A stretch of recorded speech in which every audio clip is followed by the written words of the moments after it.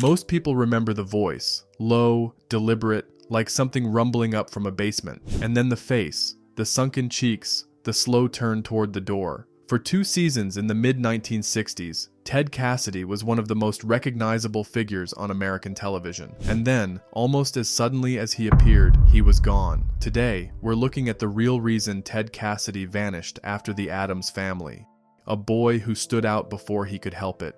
Theodore Crawford Cassidy was born on July 31, 1932, in Pittsburgh, Pennsylvania, and raised in Philippi, West Virginia, a small town in Barber County where his father worked as an agent for the Eaton Paper Company. It was the kind of place where everybody knew your name, and where a boy growing to extraordinary height had nowhere to hide. He was, by any measure, an unusual child, but not in the way you might expect. Cassidy was academically gifted to a degree that put him years ahead of his classmates. He entered the 3rd grade at the age of 6. By the time he was 11, he was already in high school, already playing on the football and basketball teams alongside boys 4 and 5 years older than him. Most of those boys didn't tower over him. He towered over them. Growing up with that kind of visibility is its own particular kind of experience. He was bullied at times, singled out, stared at in grocery stores and school hallways. He once recalled automatically resting his arm on top of a refrigerator during conversations at people's homes because it happened to be the most convenient surface at his height, and said the looks he got from hostesses made him realize he needed to watch himself. That kind of dry self-awareness about his size stayed with him his whole life, and it was one of the things that made him genuinely likable to everyone who worked with him. He attended West Virginia Wesleyan College in Buckhannon between 1948 and 1950, where he was a member of the Alpha Sigma Phi fraternity. He then transferred to Stetson University in DeLand, Florida, a school where the weather was considerably kinder than West Virginia winters, and where the drama department was strong enough to take seriously. He played basketball for the Stetson Hatters from 1952 to 1955, 3 seasons, averaging 17 points and 10 rebounds a game, a center who was simply taller and more physically dominant than anyone the opposing teams could put against him. He was active in student government as well, which together with the drama program and the basketball court painted a picture of someone actively engaged in campus life, not merely passing through. During his summers, he worked as a lifeguard on the Volusia County squad near Ormond Beach, a tall, blonde figure standing on a platform above everyone else on the beach, which was, for once in his life, exactly where he was supposed to be. He graduated from Stetson with a degree in speech and drama, a detail that tends to surprise people who only ever knew him as Lurch. This was not a man who stumbled into performance. He had studied it, thought seriously about it, and had committed to a life built around communication in its most deliberate forms. He married Margaret Helen Jesse in 1956. In 1957, their son Sean was born, followed by their daughter Cameron in 1960. By all accounts, Cassidy was devoted to his family and took his responsibilities as a husband and father seriously, even as his career pulled him in unpredictable directions. What set Cassidy apart physically was simply extraordinary natural height, 6 feet 9 inches, the tallest player in his high school conference, and a presence that announced itself before he had said a word. Sean Cassidy, his son, has been direct in interviews about how his father's height has sometimes been mischaracterized. In the Son of Lurch interview, included in the authorized biography Lurching Forward, Sean explicitly debunked the often repeated claim that his father had acromegaly. Ted Cassidy did not have a confirmed diagnosis of that condition. The origin of his height was simply genetic, remarkable, but not the product of a hormonal disorder. Sean himself stands 6 feet 7 inches tall, 1 inch shorter than his father. It is also worth noting that Cassidy himself, according to those who knew him, handled the physical attention with a measured practicality rather than resentment.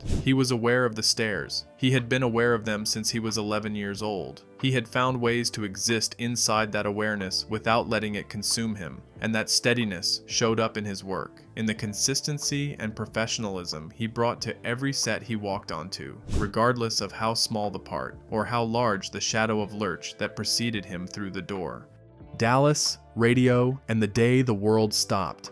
Before Hollywood had any idea who Ted Cassidy was, Dallas did. After graduating from Stetson, Cassidy's first radio job was at a station in Jacksonville, Florida. From there, he moved to WCOA Radio in Pensacola, Florida in the summer of 1958, where his children were born. He was 25 years old, well-trained, and in possession of a voice that could have held a room twice the size of any radio studio. By the fall of 1959, he had moved on and eventually landed at WFAA Radio in Dallas, Texas, where he worked as a disc jockey and broadcaster. He was good at it. His voice, that remarkable, resonant, floor-shaking bass, was made for radio in the most literal sense. People tuned in partly because the music was good, and partly because when the voice between the songs was Ted Cassidy's, the experience of listening had a different quality to it. There is something about a voice that deep that makes the room feel like it has walls on all four sides. He also moonlighted as an organist at a Luby's cafeteria in the Lockwood Shopping Center in Dallas, playing for patrons during dinner hours. It was an oddly gentle occupation for a man who would later be cast almost exclusively as menacing giants and dark presences. A tall, quietly musical man entertaining families over their evening meals, perfectly at ease at the instrument while the rest of his life remained largely unresolved. He had appeared on local Dallas television as well, playing a character called Creech, an outer space creature on the afternoon movie segments of Ed Hogan's show on WFAA-TV, so he had already begun feeling the pull of something larger than radio. And then came November 22nd, 1963, when President John F. Kennedy was shot in Dallas. Cassidy was right in the middle of it. He was among the first reporters on the scene to interview eyewitnesses, gave some of their earliest accounts to Cassidy. He was there, microphone in hand, as one of the most seismic events in American history unfolded around him. An archived recording of his coverage from that day still exists. It was preserved and can be heard today, and listening to that unmistakable voice reporting in real time on an assassination is a genuinely strange experience. It is a reminder that before he was a television figure, he was a working journalist who did one of the hardest jobs imaginable on one of the worst days imaginable, and did it with composure. He had always wanted to work in television, though. Radio was a foundation, not a destination. He had the voice, he had the training, he had the look, which, depending on who was doing the casting, could be either an extraordinary asset or an immediate disqualification. He was about to find out which one it was going to be. The Addams Family, 2 roles, 1 contract, and a line nobody wrote. The character of Lurch, the hulking butler of the Addams household, had existed in Charles Addams's original New Yorker cartoons for years before the television series went into production in 1964. In the cartoons, Lurch was a silent, looming presence, a figure whose entire purpose was visual, a towering shadow at the door that existed to unsettle visitors and provide a backdrop of mild dread to whatever madness was unfolding inside the house. When producer David Levy began assembling the cast for the ABC series, the assumption was that Lurch would remain essentially mute on screen as he had been on the page. He was set decoration with legs. Ted Cassidy auditioned under those terms. He knew going in that the role was written as silent, just a large body filling a doorway, a presence rather than a character. It wasn't exactly what he wanted or what he had trained for. He had a degree in speech and drama. He could play trumpet and piano, was an accomplished organist, and had years of professional broadcasting behind him. Walking around and looking ominous for a television camera was not the full expression of what he was capable of, but he took the job on 2 separate contracts, one for playing Lurch and a second for playing Thing, the disembodied hand that appeared from a small polished box to assist the family with various tasks. Only one of his hands would be visible in the Thing scenes. The rest of him would have to wait. The character of Thing was credited in the show's opening titles simply as itself. Nobody watching at home knew that the hand delivering letters and pointing directions belonged to the same man who answered the door. The associate producer, Jack Voglin, doubled for Thing only in scenes where both Lurch and Thing had to appear simultaneously. The rest of the time, it was Cassidy. 1 hand, 1 contract, and the awareness that he was being paid twice to do approximately 1.5 jobs. During one of the early rehearsals for the pilot, something happened that changed the shape of his entire career. A visitor arrived at the Addams front door. The gong rang. Cassidy appeared in the doorway, and in a moment of spontaneous inspiration, in that particular low, unhurried voice that sounded like it was arriving from somewhere deep underground, he said 2 words that had not been written. "You rang, Everyone on the set stopped, and then they started laughing. The producers knew immediately that the character had just become something considerably more interesting than a mute prop. Lurch was given a speaking role. Lines were written around him. Several episodes were constructed specifically to feature him more prominently. What had been intended as background furniture became one of the most distinctive comic presences on American television. What almost nobody knew at the time was that Cassidy found the role of Lurch deeply uncomfortable in a personal sense.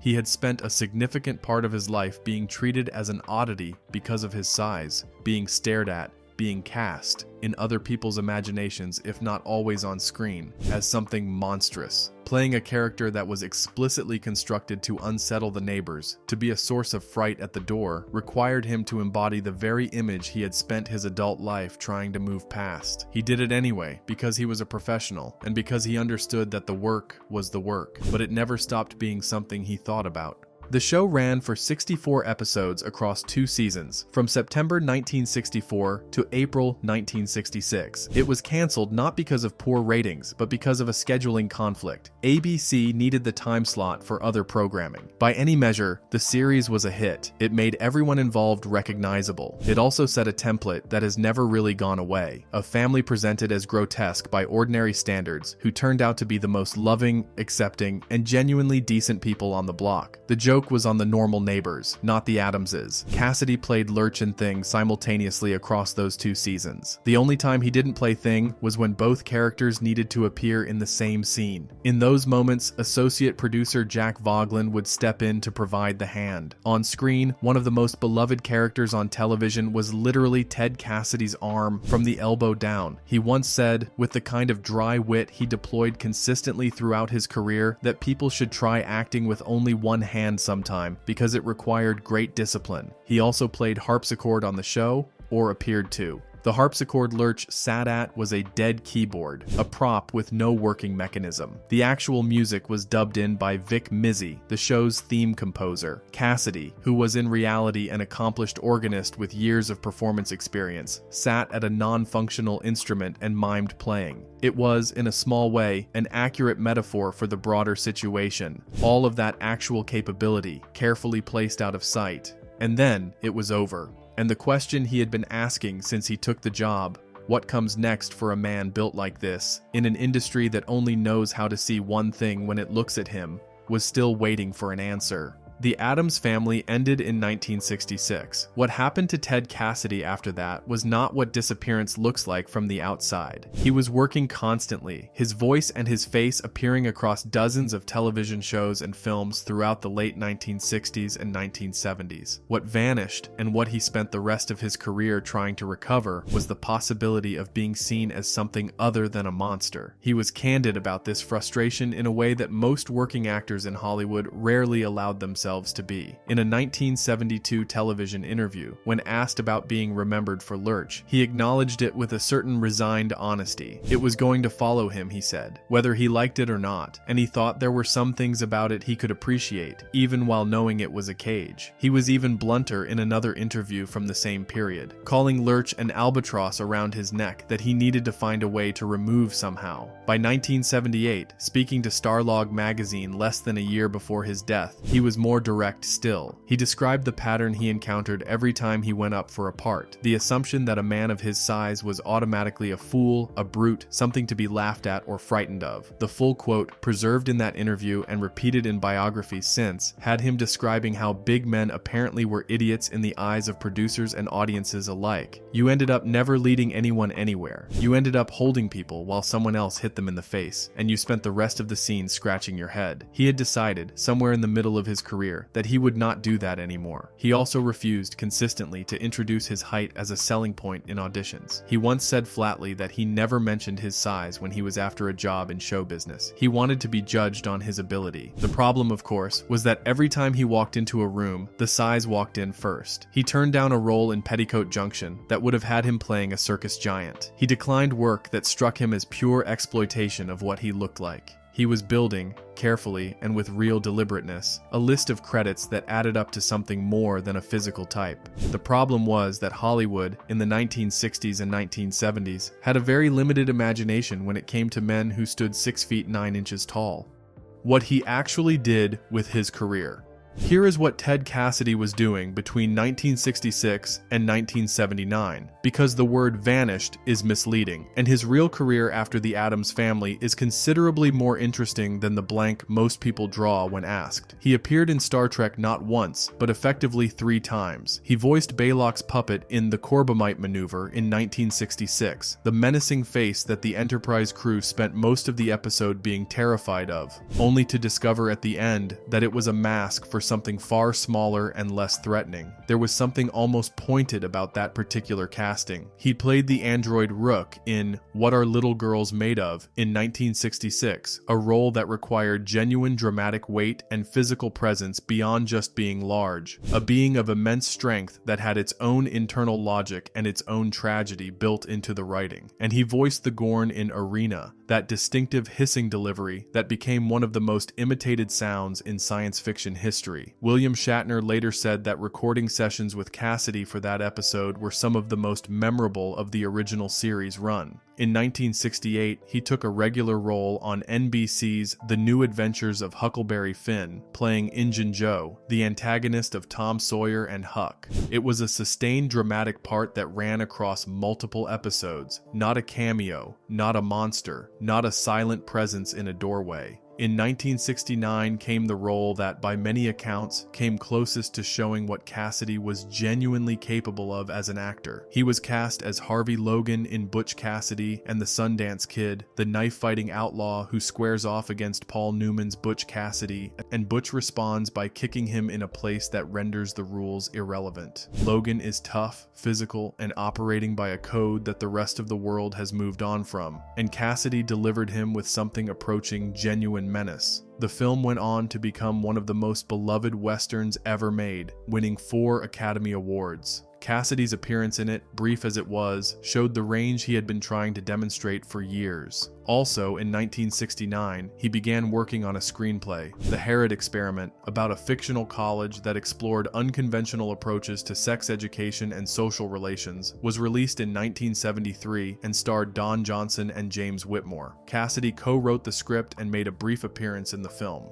This, more than almost anything else in his career, illustrated how far his ambitions extended beyond the frame that Hollywood had built around him. He appeared on Bonanza, I Dream of Jeannie, The Man from UNCLE, Lost in Space, Daniel Boone, and the Beverly Hillbillies. On The $6 Million Man in 1976, he played Bigfoot, a role that was, at root, Lurch with different costuming, but that he accepted because it was honest work and because it kept him in front of audiences who had no idea how much more he could do. There was also a cameo appearance as Lurch in the 1966 Batman television series, in the episode The Penguin's Nest, in which Batman and Robin are climbing the outside wall of a building when Lurch pops his head out of a window above them, sees the pair, and retreats with a startled comment. Batman's response, that Lurch may return to his harpsichord as they are on official business, may be one of the most precisely right lines in the history of 1960s television crossovers. His most sustained and arguably most creative work after the Addams Family happened not on screen but behind a microphone. Hanna-Barbera Studios had recognized early, even while Cassidy was still filming the original series, that his voice was a tool of unusual range and power. He voiced Frankenstein Jr. in Frankenstein Jr. and The Impossibles. He was Meteor Man in Birdman and the Galaxy Trio. He voiced the original Moltar and Metalis in Space Ghost from 1966 to 1968. He voiced Brainiac and Black Manta in Super Friends. He voiced Ben Grimm, the Thing, in the new Fantastic Four, a character whose whole condition was about being trapped inside a body that didn't reflect who he actually was. He performed the roars and growls for Godzilla in the 1979 Hanna-Barbera cartoon series. He reprised Lurch for the new Scooby-Doo movies in 1972 and for the 1973 Addams Family animated series, and returned once more to play Lurch in the 1977 television special Halloween with the new Addams Family. His final recorded role was as King Thun of the Lion Men in the animated feature Flash Gordon, The Greatest Adventure of All, which he completed shortly before his death in 1979. When the production was reassembled as a television series after his passing, his death necessitated the role being recast, but the original feature film, using his recorded performance, was eventually broadcast in primetime in 1982,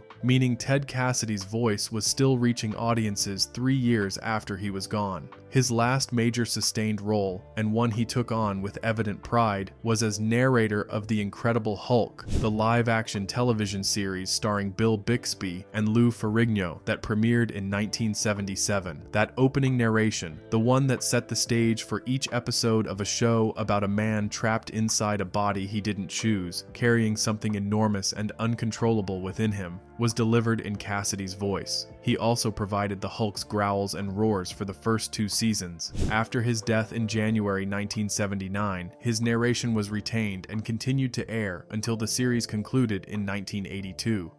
The weight of what he carried. The medical reality of Ted Cassidy's final years is inseparable from the professional one, and it is worth understanding clearly, particularly because it has so often been misrepresented. For years, various articles and retrospectives described Cassidy as having had acromegaly, a hormonal disorder caused by excess growth hormone that produces unusual height, enlarged features, and serious long-term cardiac complications. It's an understandable assumption given his appearance, and the fact that other famously tall performers like Andre the Giant did have the condition, but Sean Cassidy, Ted's son, has been clear and direct on this point. His father did not have a confirmed diagnosis of acromegaly. He made this explicit in the Son of Lurch interview, which is included as bonus material in the authorized biography Lurching Forward by Christopher Cook. Ted Cassidy's height was remarkable. It was not the product of a documented pituitary disorder. What was real and what did eventually require medical intervention was a benign tumor that had formed near his heart. It was not acromegaly related. It was the kind of cardiac complication that can develop independently, and, in Cassidy's case, grew serious enough by the end of 1978 that surgery became necessary. It is worth pausing on the number 46. At 46, most actors are only hitting the middle of their careers. At 46, Ted Cassidy had already been famous for a decade, accumulated dozens of credits, voiced characters that would outlast him by generations, and was still working.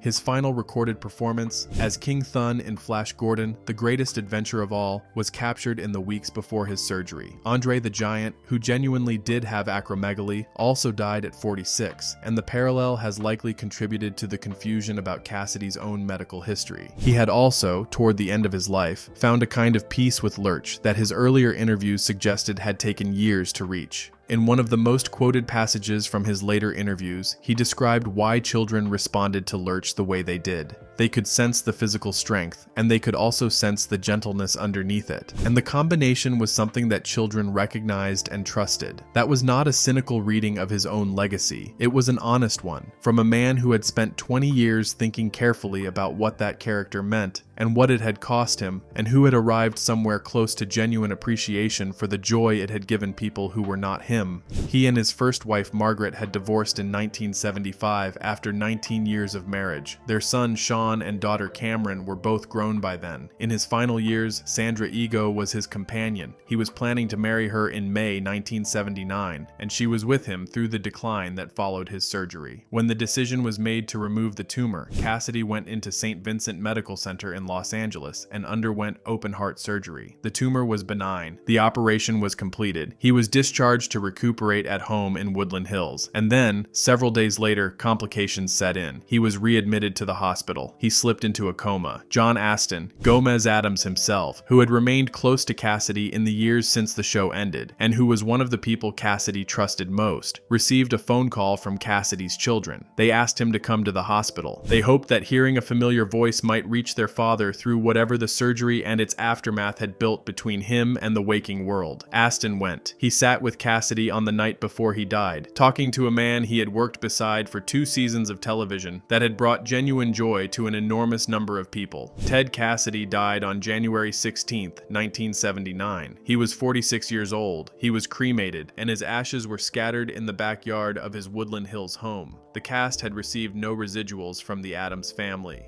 John Astin confirmed this in an interview with TV Guide, noting that despite the show having aired continuously since it first broadcast, none of the principal cast members had received any financial share of what those reruns had generated. Cassidy and Carolyn Jones, who played Morticia, had worked significantly harder than others in the cast because of the time their makeup and costumes required. They received nothing extra for that either. It was the standard arrangement of the era, and it meant that the man whose face had been one of the most recognized on American television in the mid-1960s died without the financial foundation that his fame might have suggested he had.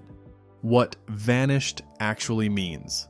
There is a tendency when an actor becomes associated with a single role as thoroughly as Cassidy became associated with Lurch to describe whatever came after as absence, a vanishing, as if anything that couldn't be seen on the same scale as the thing that made them famous simply didn't exist. By that measure, Ted Cassidy vanished after the Addams Family. He appeared on dozens of television programs across 2 decades. He voiced characters that millions of children watched every Saturday morning without ever knowing his name. He played a memorable role in one of the most celebrated films of his era. He wrote a produced screenplay. He narrated a television series that ran for 5 years. His voice continued to air on The Incredible Hulk for 3 years after his death. His final performance as King Thun in Flash Gordon reached audiences in a primetime broadcast in 1982, 3 years after he was gone. What actually happened to Ted Cassidy after the Addams Family was not a disappearance. It was a sustained effort by a deeply capable, intelligent, and musically gifted man to build a career inside a system that had decided what he was good for the moment it saw how tall he was. Some days, he found the range he was looking for. Some days, he broke through. Butch Cassidy and the Sundance Kid remains evidence of that and will continue to be seen by new generations for as long as people watch films. Most days, he found the ceiling that Hollywood had constructed at approximately his eye level. The acromegaly was not a secret exactly. Those close to him knew, and his physical presentation made certain things obvious to anyone familiar with the condition. But Cassidy never led with it, never used it as an explanation or an excuse, and went about his work with a steadiness that belied what was happening to his body beneath all of it. He had said once that Lurch had bought the house he lived in, meaning quite literally that the character he had stumbled into, the 2 words he had ad-libbed on a rehearsal afternoon in 1964, had been the foundation of his financial life. He had also asked, in that same breath, what was going to happen to a guy like him when it was over, whether he would simply disappear when the character did. He had not disappeared, but the world, for the most part, looked at the credits and couldn't always find him in them.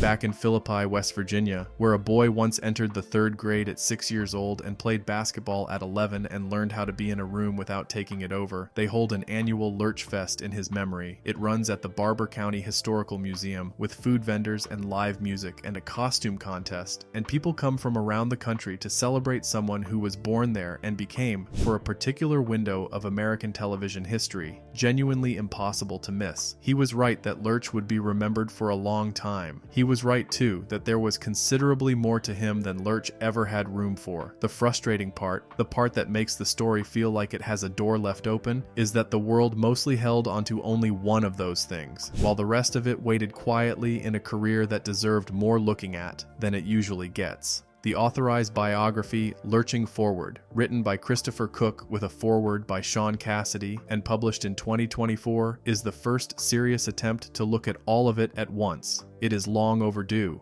Ted Cassidy was one of those rare figures who genuinely deserved more than what the industry gave him. He had the voice, the intelligence, the training, and the range, and for 2 seasons of a beloved television show, he accidentally created a character that ended up following him everywhere he went. The real reason Ted Cassidy vanished after the Addams Family wasn't a lack of work. It was a system that could only see him one way. If you enjoyed this video, give it a like and subscribe for more stories about the people behind the roles we remember. We'll see you next time.